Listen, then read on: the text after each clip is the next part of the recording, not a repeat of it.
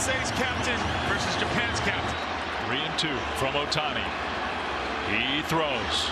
Trout strikes out swinging.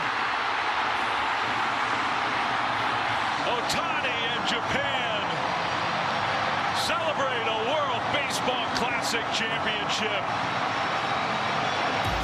Yeah, the excitement last night. Japan wins the World Baseball Classic, third time in 5 tournaments for Japan.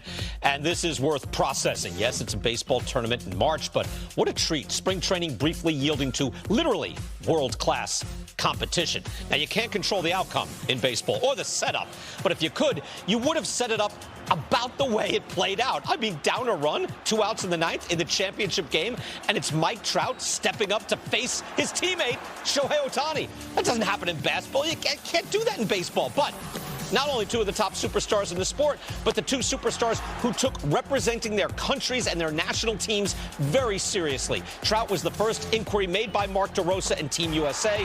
Ohtani opting to put it on the line, hitting and pitching, as is his wont, in this tournament. And going into the title game, he'd already had 2 starts and a .621 on base.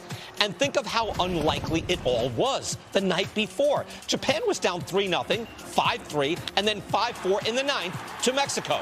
Mexico was 3 outs from advancing with a very good major league reliever in Giovanni Gallegos on the mound. But Mexico couldn't get an out. Ohtani scored the tying run with the winning run on his heels. So somehow we got the epic confrontation. Japan got the title match, held the lead. Ohtani got a Mookie Betts double play to get a quick 2 outs. And yet, as great as he is, and Ohtani is great, he's not a relief pitcher.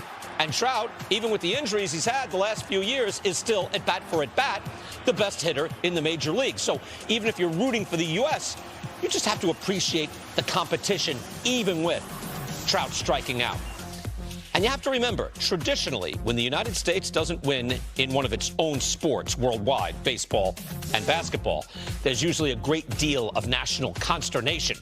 I don't know if we're just more internationalists now, or we've just accepted that Japan plays the sport at a very high level and can play right alongside the U.S., not just because they take this particular tournament more seriously, but they can also play the power game just like the United States. We saw that last night. I know Japan bunted once with 2 strikes in the semifinal. Everybody lost their minds, and they did it successfully. But Japan isn't playing small ball.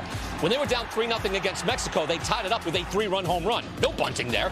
They beat the U.S. in the final with 2 of their 3 runs coming on solo home runs. They also threw real stuff at their opponents. Japan threw more 100-mile-per-hour pitches than any other country in the WBC. Watching Sasaki, Yamamoto, and Murakami, you didn't come away wondering if these guys could play in the U.S. You just wondered how good they would be in the U.S. So not a lot written today about the U.S. baseball being caught by Japan, but Japan has never looked better, and the sport itself was the real winner.